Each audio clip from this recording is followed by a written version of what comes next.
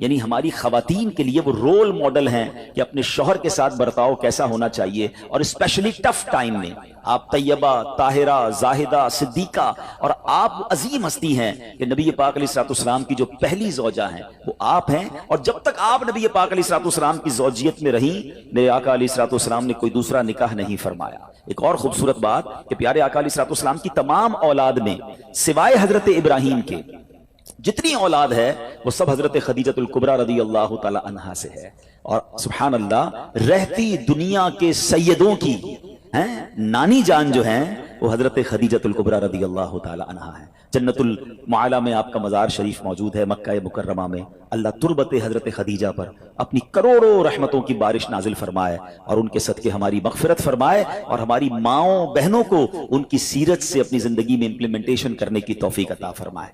چونکہ بات خاندان نبوت کی ہوئی ہے، اور سبحان اللہ آئیے اسی خاندان کی نسبت سے میں ایک بڑا ہی ایمان افروز آپ کو واقعہ سناتا ہوں، جس ایک واقعے میں ہم سب کے لیے بہت کچھ ہے۔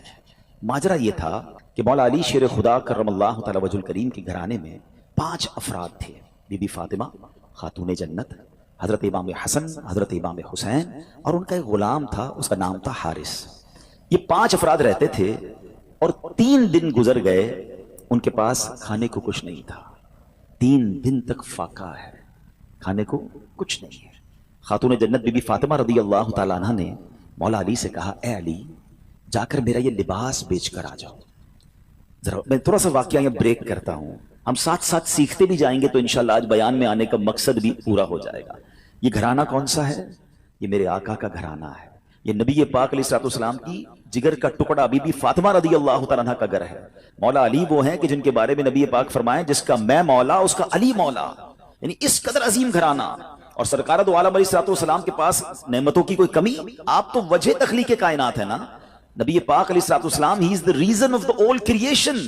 خود فرماتے ہیں کہ اگر میں چاہوں تو یہ مکے کے پہاڑ سونے چاندی کے بن کر میرے ساتھ چلنا شروع ہو جائے، اتنا اتھارٹی ہے، مگر 3 دن سے کھانے کو نہیں ہے۔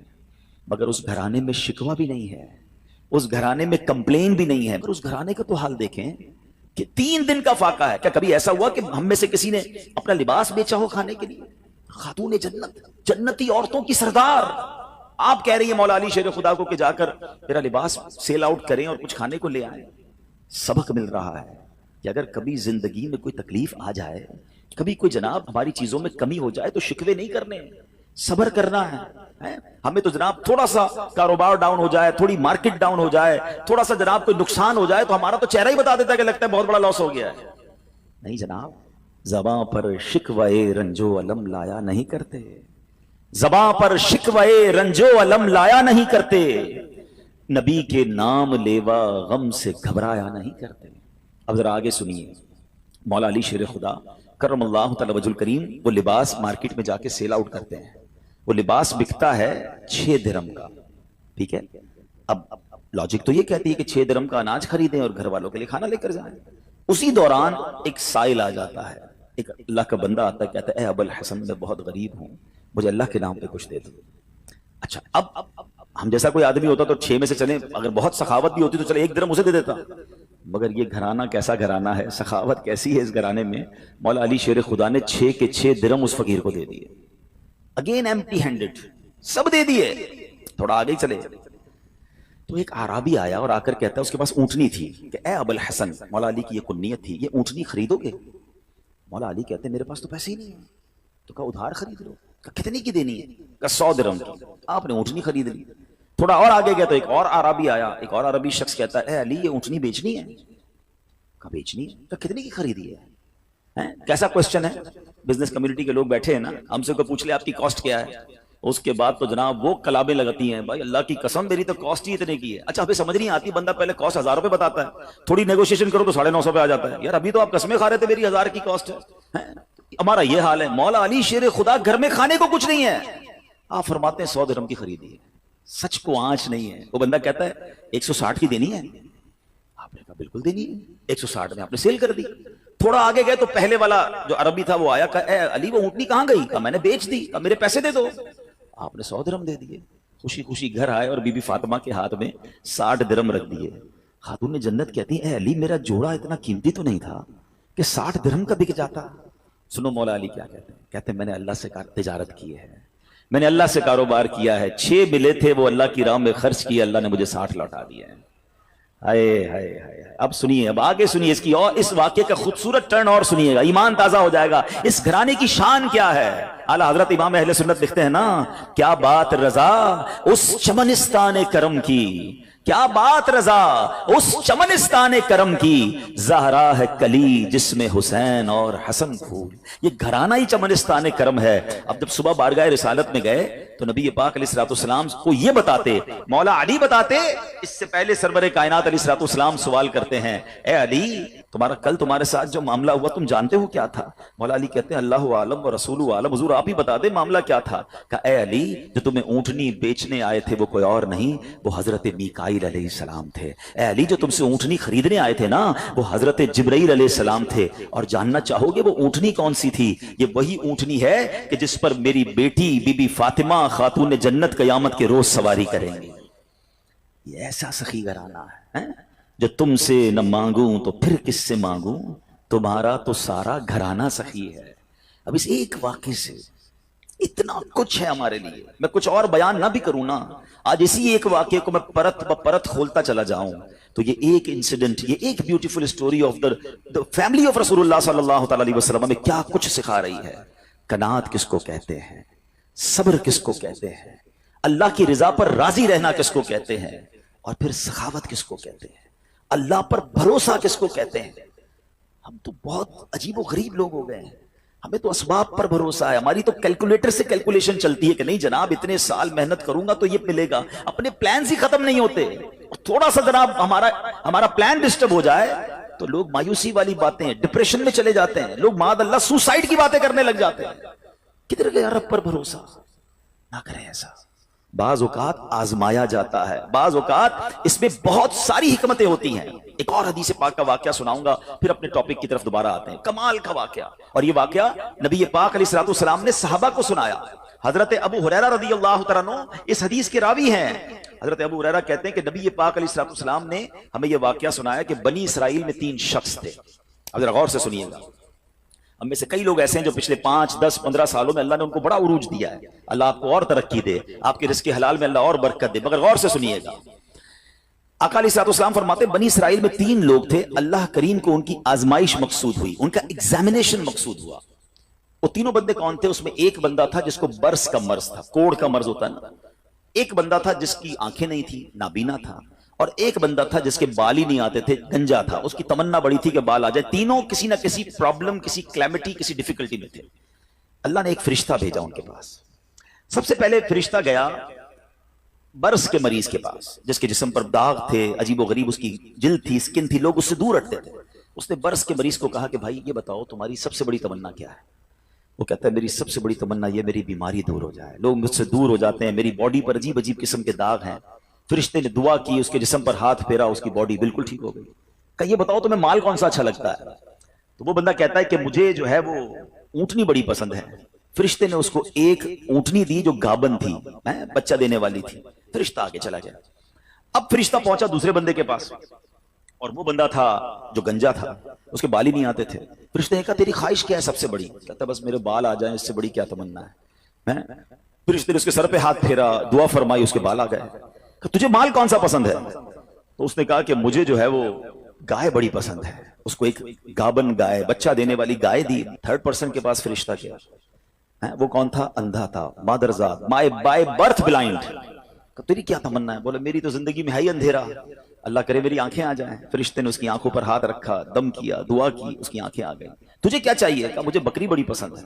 اس کو بکری دی جو بچہ دینے والی تھی، اور اس کے بعد وہ فرشتے نے برکت کی دعا دی، چلا گیا۔ اب اللہ کی شان دیکھی، اللہ نے ان تینوں کے مال میں خوب برکت دی، ہزاروں بکریاں ہو گئیں، ہزاروں اونٹ ہو گئے، ہزاروں گائیں ہو گئیں، یعنی اس زمانے کے وہ ملینر بلینر بن گئے۔ آفٹر سم ٹائم فرشتہ جاتا ہے اب وہ پہلے بندے کے پاس، برس کے مریض کے پاس، اور فرشتہ بھی اسی اپیرنس میں جاتا ہے، فرشتہ خود بھی برس کا مریض بن کے جاتا ہے، اور جا کر کہتا ہے بھائی مجھے کوڑ کا مرض ہے، غریب مسافر ہوں، اللہ نے تجھے بڑا مال دیا ہے، ایسا کر کہ جو اتنی سارے تیرے پاس سینکڑوں ہزاروں اونٹ ہیں، مجھ غریب کو ایک اونٹنی دے دے۔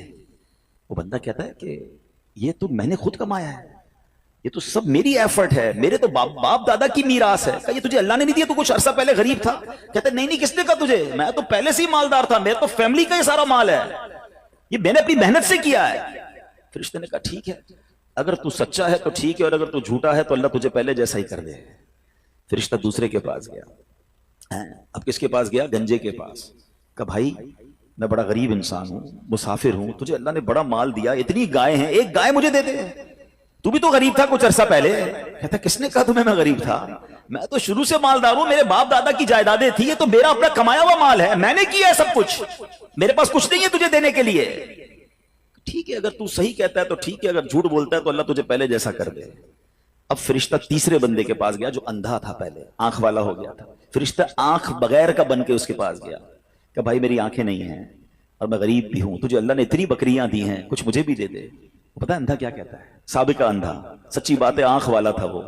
کہتا ہے بھائی ٹھیک کہتے ہو، میں تو پہلے اندھا تھا، میرے پاس تو کچھ بھی نہیں تھا، یہ سب میرے رب نے دیا ہے مجھے. تو بھی اسی پرابلم میں جس پرابلم میں میں پہلے تھا. اے میرے بھائی تجھے جو لینا ہے لے لے، مجھے رب نے کہاں سے کہاں پہنچا دیا، میرے پاس تو تھا ہی کچھ نہیں، تو بھی میری طرح غمزدہ ہے. اے بھائی یہ بکریاں تیری، جتنی چاہیں لے جا. فرشتہ کہتا ہے مجھے کچھ نہیں چاہیے، اللہ تیرے مال میں برکت ڈال دے، یہ تیری آزمائش تھی جس میں تو کامیاب ہو گئی. یہ حدیث پاک میں نبی پاک علیہ السلام نے واقعہ صحابہ کو سنایا. آج سچ بتائیں ہماری کیفیت کیا ہے؟ ہم جب کچھ بن جاتے ہیں تو ہماری زبانوں پر یہ آتا ہے کہ یہ میں نے کیا ہے، یہ میرا کمال ہے، یہ میرے بیسٹ ڈیسیشن تھے، یہ میرا وقت پہ فیصلہ تھا، میں نے پراپرٹی اٹھا لی تھی تو جناب اتنے آگے پہنچ گیا. نہیں پیارے اسلامی بھائیوں، یہ نہ کرنا. ہمیشہ زندگی میں ایک ذہن بنائی رکھنا کہ جو کچھ دیا ہے وہ میرے رب نے دیا ہے، میری کوئی اوقات نہیں ہے. ارے مجھ سے زیادہ عقل مند لوگ موجود ہیں، مجھ سے زیادہ پڑھے لکھے سمجھدار لوگ موجود ہیں. اگر رب نے مجھے نوازا ہے تو یہ صرف اس کی مہربانی ہے. اور جب بندہ اترانے لگ جاتا ہے، جب اپنی شہرت، اپنے مال، اپنی عزت پر یہ گھمنڈ اختیار کرتا ہے، تو ایک بات یاد رکھیے گا، وَتُعِزُّ مَن تَشَاءُ وَتُذِلُّ مَن تَشَاءُ بِيَدِكَ الْخَيْرُ. اللہ جسے چاہے عزت دیتا ہے، جسے چاہے ذلیل فرما دیتا ہے. ہم نے کروڑوں جس کے فالوورز ہیں ان کو دیکھا منٹوں میں ذلیل ہوتے ہوئے. زکات دینے والے دنوں کے اندر زکات لینے والے بنتے دیکھے. اے میرے پیارے اسلامی بھائیوں، دنیا میں عروج والے جیلوں میں گرفتار ہوتے بھی آپ نے دیکھے. وقت نہیں لگتا بدلنے میں. عاجزی، انکساری اور اللہ پر بھروسہ رکھنا. ہم نے جو خاندان نبوت کا واقعہ سنا نا، اس میں سب سے بڑا میسج پتہ ہے کیا ہے؟ کہ آزمائشیں آتی ہیں، ہم نے اس آزمائش پر صبر کرنا ہے. ہم بے صبری کر جاتے ہیں. قرآن مجید فرقان حمید میں رب عز و جل نے واضح اعلان فرما دیا، یعنی کمال دیکھیں، ہمیں پہلے سے بتا دیا تمہارا ایگزامینیشن آنے والا ہے. کیا فرمایا؟ وَلَنَبْلُوَنَّكُمْ بِشَيْءٍ مِّنَ الْخَوْفِ وَالْجُوعِ وَنَقْصٍ مِّنَ الْأَمْوَالِ وَالْأَنفُسِ وَالثَّمَرَاتِ. یعنی اللہ نے فرمایا ان قریب تمہیں آزمائیں گے، بی ریڈی، بی کیئرفل، آپ کا ایگزام ہونے والا ہے. اچھا یہ بھی نہیں فرمایا کہ کسی بھی چیز سے ایگزام ہو جائے گا، ہمیں ایگزامینیشن کے کوسچن بھی بتا دیے کہ کیا کیا ٹیسٹ آ سکتا ہے. ہم کہتے ہیں ذرا گیس پیپر تو بتائیں کوسچنز کیا ہوں گے. قرآن نے بتا دیا ہے کہ کیا کیا ٹینشن آ سکتی ہے. کیا فرمایا؟ بِشَيْءٍ مِّنَ الْخَوْفِ، کبھی خوف آئے گا، ڈر لگے گا، دشمن سامنے آ جائیں گے، ہیں بچوں کے لیے خوف ہو جائے گا، ماحول آپ کے آس پاس کا ڈینجرس ہو سکتا ہے. وَالْجُوعِ، کبھی بھوک سے پریشان ہو جاؤ گے، مال کم ہو جائے گا، غربت آ سکتی ہے. پھر فرمایا بِشَيْءٍ مِّنَ الْخَوْفِ وَالْجُوعِ وَنَقْصٍ مِّنَ الْأَمْوَالِ، تمہارے مال خراب ہو جائیں گے. کبھی آپ شپمنٹ منگوائیں گے، کبھی آپ نے سٹاک خریدا ہوگا، کبھی دکان لگائی ہوگی، اچانک مال میں کوئی فالٹ نکل آئے گا، آپ کا کاروبار ڈاؤن ہونے لگ جائے گا. یہ بھی ہو سکتا ہے. وَالْأَنفُسِ وَالثَّمَرَاتِ، تمہارے جسموں میں پرابلم آ سکتی ہے، ہم بیمار ہو سکتے ہیں، ہماری باڈی میں پرابلم. بندہ کہتا ہے چلتے چلتے بیمار ہو گیا، every thing is going good, یہ اچانک کون سا وائرس نکل آیا. یہ ٹینشن، یہ امتحان ہونا ہے. وَالثَّمَرَاتِ، یا تمہارے پھل، تمہارے مال، تمہارے باغات، یہ بھی خراب ہو سکتے ہیں. مگر آگے قرآن کیا کہتا ہے؟ یہ ایگزامینیشن سے جو پاس ہو جائے گا نا، فرمایا وَبَشِّرِ الصَّابِرِينَ، خوشخبری ہے صبر والوں کے لیے. It means good news waiting for you. یہ ٹائم نکالنا ہے، اگر صبر سے نکال گئے تو آگے کیا ہے؟ خوشخبری موجود ہے. الذین اذا اصابتہم مصیبہ قالوا انا للہ وانا الیہ راجعون، کہ جب ان پر کوئی مصیبت آتی ہے تو وہ کیا کہتے ہیں؟ واویلا نہیں کرتے، کہتے اللہ ہی کا مال ہے، اللہ ہی کی طرف لوٹ جانا ہے. کاش یہ بات سمجھ آ جائے. جب بھی آپ کو فیل ہونا کہ چلتے چلتے معاملات ڈسٹرب ہو رہے ہیں تو بی پریپیئر کہ مجھ پر ٹیسٹ شروع ہو گیا اور میں نے فیل نہیں ہونا ہے، میں نے صبر کے ساتھ یہ مشکل وقت گزارنا ہے، اللہ پر بھروسہ رکھنا ہے، اللہ پر یقین رکھنا ہے. اب ہمارا پرابلم یہ ہے کہ جب کسی کو کہو بھائی صبر کرو تو ساری دنیا کو بتا کر کہتے ہیں جناب صبر ہی تو کر رہے ہیں. یہ صبر نہیں ہے. آج کل ایک جملہ بڑا مشہور ہے, لوگ کہتے ہیں اللہ آپ کو صبر جمیل عطا فرمائے, صبر جمیل پر اجر عظیم عطا فرمائے. ان کو روک کے پوچھو بھائی صبر جمیل کس کو کہتے ہیں؟ وہ کہیں گے شاید کسی جمیل بھائی کا صبر ہوگا. یہ کسی جمیل بھائی کا صبر نہیں ہے. What is the definition of صبر جمیل؟ یہ ریکوائرڈ ہے. اور وہ کیا ہے کہ دو بندے بیٹھے ہیں, ایک پرابلم میں ہے ایک پرابلم میں نہیں ہے, لیکن ان دونوں کو دیکھ کر آپ فیصلہ نہ کر سکیں کہ کون پرابلم, پتہ ہی نہ چلے, میرا چہرہ بھی نہ بتائے میں کسی تکلیف میں ہوں. ہاں یہ ہے صبر. ہمارا تو چہرہ ہی بتا دیتا بھی خیر تو ہے, کوئی بہت بڑا لگتا ہے پرابلم ہے, ہاں بس یار بڑی مشکل میں ہوں. اچھا جس کو بتایا کیا وہ حل کر دے گا؟ دنیا بھر کو بتانا ہے یار سر میں بڑا درد ہے, پیٹ میں بہت درد ہے, کاروبار بڑا ڈاؤن ہے, فیملی میں بڑے پرابلمز ہیں. نہ وہ ڈاکٹر ہے کہ علاج کر دے, نہ وہ کچھ ہمارا مسئلہ حل کر سکتا ہے. مگر جو صبر کا ثواب تھا نا وہ میں نے ضائع کر دیا. صبر کا ثواب پتہ ہے کتنا ہے؟ سنیے گا. بلکہ میں ایک بڑی عجیب بات کرنے جا رہا ہوں, آپ کو حدیث پاک سناتا ہوں. بعض اوقات لوگ, ہم جیسے گناہگار آدمی کو یہ خیال تو نہیں آنا چاہیے, لیکن شیطان ہے نا, کبھی خیال ڈال دیتا ہے یار میں نماز بھی پڑھتا ہوں, روزے بھی رکھتا ہوں, صدقہ خیرات بھی کرتا ہوں, مشکلیں حل نہیں ہو رہی. سنو اب 2-3 حدیثیں آپ کے سارے پرابلم سالو کر دیں گی. حدیث پاک کا مضمون ہے, اللہ کے حبیب علیہ الصلوۃ والسلام فرماتے ہیں کہ اللہ جب کسی بندے سے محبت کا ارادہ فرماتا ہے اس پر آزمائشوں کی بارش بھیج دیتا ہے نا عجیب بات. اللہ مجھ سے پیار بھی کرے اور مجھ پر آزمائشیں بھی بھیجے.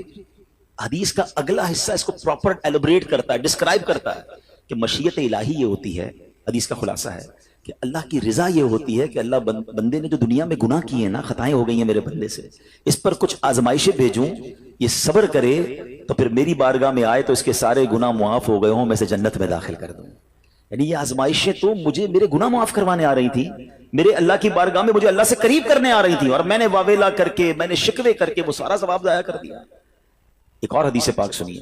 اللہ رب العالمین کی بارگاہ میں بندے کا کوئی مرتبہ لکھا ہوتا ہے, ٹھیک ہے, اور بندہ عبادت کے ذریعے روزے رکھ کر, نمازیں پڑھ کے, تلاوت کر کے وہ وہاں نہیں پہنچ پا رہا ہوتا. اللہ چاہتا ہے کہ یہ بندہ اس رینک تک پہنچ جائے. اللہ اس پر آزمائش بھیجتا ہے تاکہ میرا بندہ صبر کر لے تو اس کو وہ مرتبہ عطا ہو جائے. ہائے ہائے, یعنی آزمائش مجھ پر میرے رینک بلند کرنے, میرے درجے بلند کرنے آئی, اور ہائے میری بے صبری کہ میں نے وہ سب ثواب ضائع کر دیا. نہ کریں میرے پیارے اسلامی بھائی, مشکلیں آتی ہیں. اچھا پھر پتہ ہے پرابلم کیا ہے؟ ہمارا ایک اور بڑا ایشو ہے, ہم کسی کو مسکراتا دیکھتے ہیں, کسی کو اچھے کپڑے دیکھ لیتے ہیں, کسی کی بڑی گاڑیاں دیکھ لیتے ہیں, کسی کا بڑا گھر دیکھ لیتے ہیں, ہمیں لگتا ہے یار یہ کتنا مزے میں ہے یار, میں ہی اکیلا پریشان ہوں. یہ آپ کی بھول ہے. ایک بات یاد رکھیے گا, زندگی کی گاڑی مسائل کے پہیوں پر ہی چلتی ہے. امیر کے مسئلے اور ہیں, غریب کے مسئلے اور ہیں. شہرت جس کو ملی ہے نا اس کے پرابلمز اور ہیں, جو غیر معروف ہے اس کی پرابلم اور ہے. زمانے میں ہر کسی کو کچھ نہ کچھ ایشو ضرور ہے. یہ نہ سمجھے کہ یار یہ اتنا مسکرا رہا ہے, کیا پتہ اس مسکراہٹ کے پیچھے کتنے دکھ چھپائے بیٹھا ہے. آپ یقین کریں, بلیو کریں, ایسا نہیں ہے کہ سب لوگ 100% خوشحال ہیں, پرابلم سب کے ساتھ ہوتے ہیں.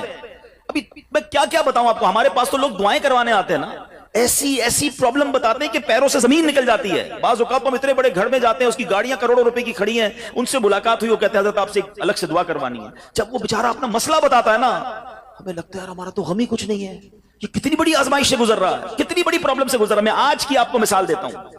ایک ہمارے بہت اچھے بھائی تھے, آج سے کچھ عرصہ پہلے انہوں نے ہمیں ایک ماشاءاللہ پراپرٹی دعوت اسلامی کے لیے بچیوں کے مدرسے کے لیے دی, اور اس کے چند دنوں بعد ان کا وصال ہو گیا. ان کو بیچاروں کو کینسر تھا. میں ان کے گھر پہ دعا کرنے گیا. ان کے بیٹے نے مجھ سے جب گلے لگانا تو بیٹا رونے لگا. اچھا میں سمجھا کہ بیچارہ اپنے والد کو یاد کر کے رو رہا ہے, ظاہر ہے 16 دن پہلے انتقال ہوا. اندر گئے, دعا کی, اس کے بعد میرے کان میں کہتا ہے کہ عبدالرحیم بھائی اس وقت میری زوجہ ہاسپٹل میں ہے. میں نے کہا کیا ہو گیا؟ کہ میری وائف کو بلڈ کینسر ہو گیا ہے.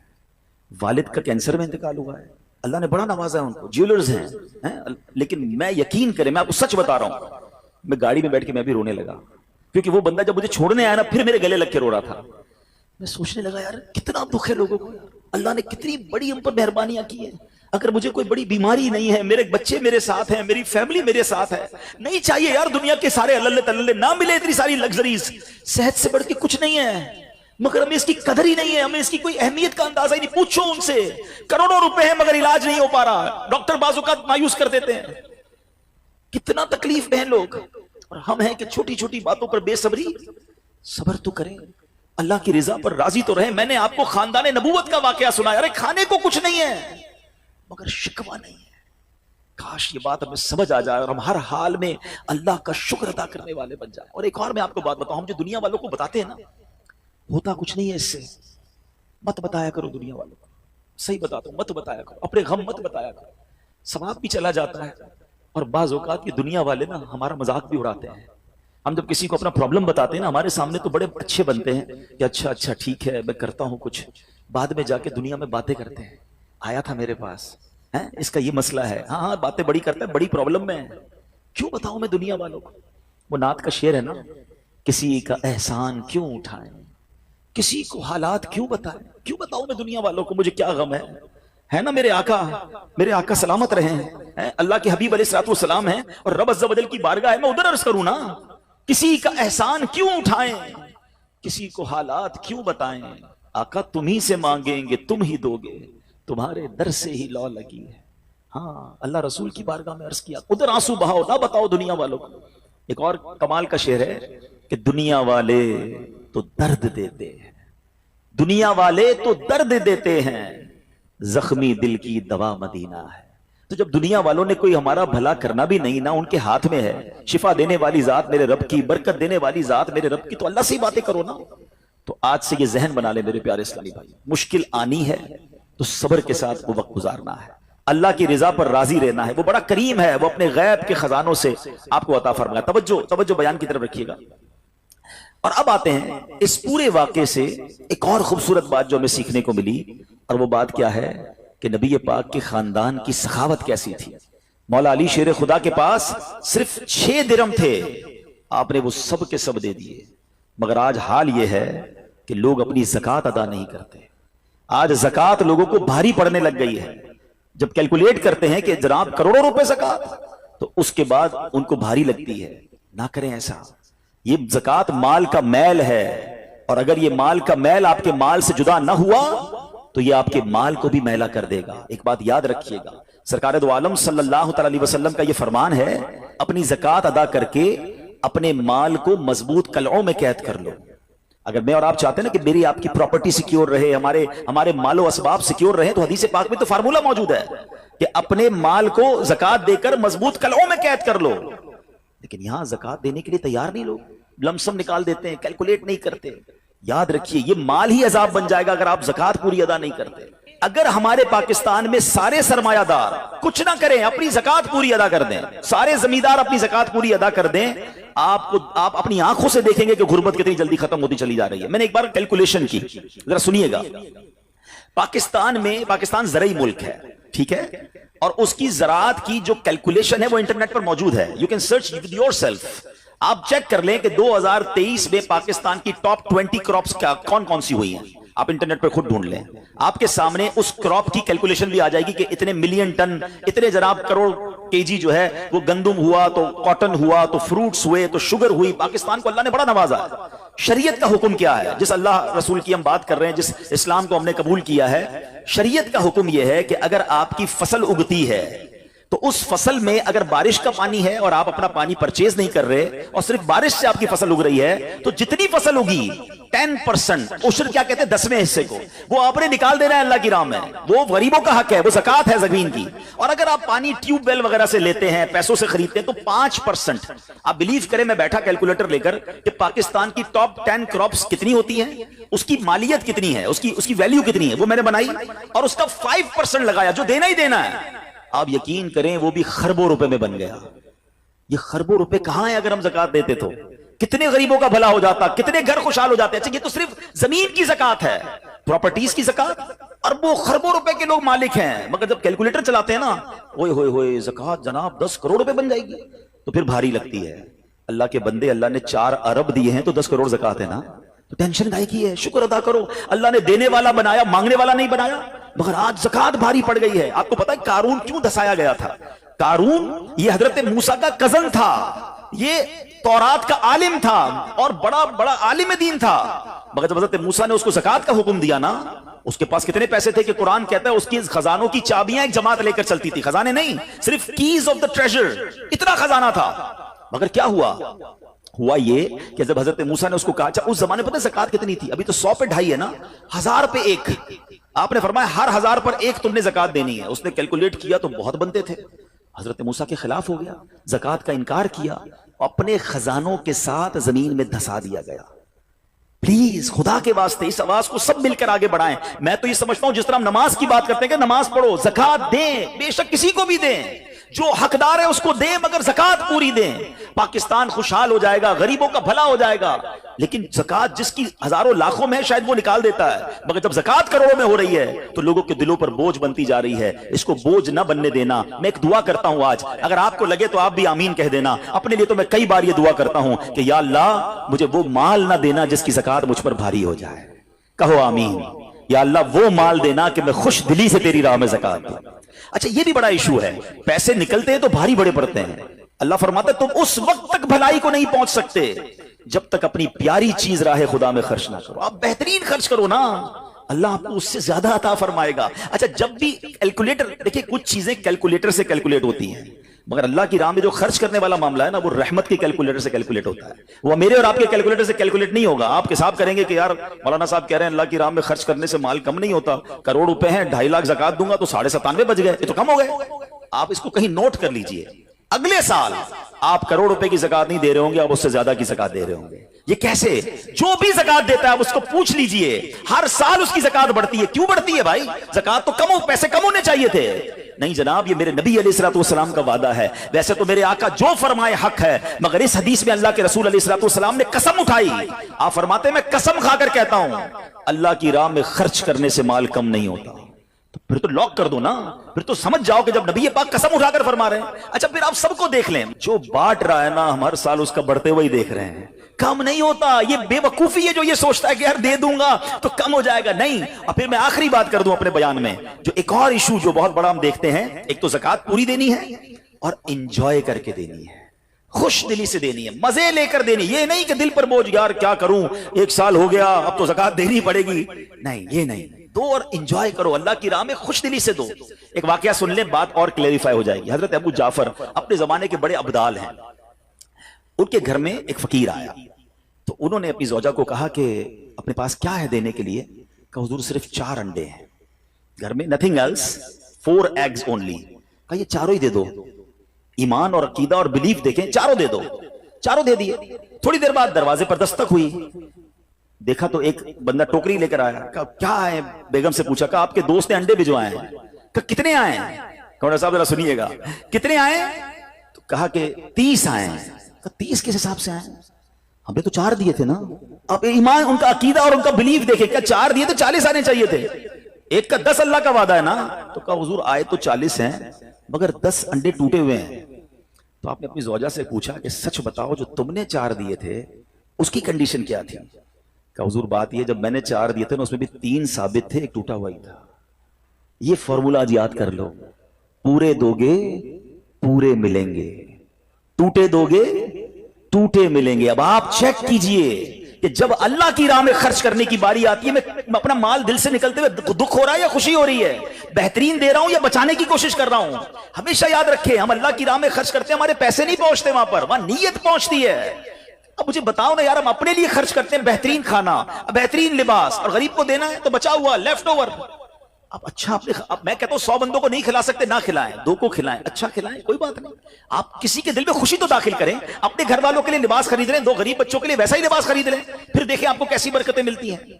تو ہمیں اس بار یہ ایک انداز اختیار کرنا ہے کہ ہم نے اللہ کی راہ میں بہترین خرچ کرنا ہے. اس کو ہم ایک غلطی کیا کرتے ہیں, فطرے کی, جو فطرے کی جو بات ہے اس میں آپ کو ایک بات بتاتا ہوں. فطرہ حدیث پاک میں 4 قسم کا بیان ہوا ہے, گندم کا, جو کا, کشمش کا اور کھجور کا.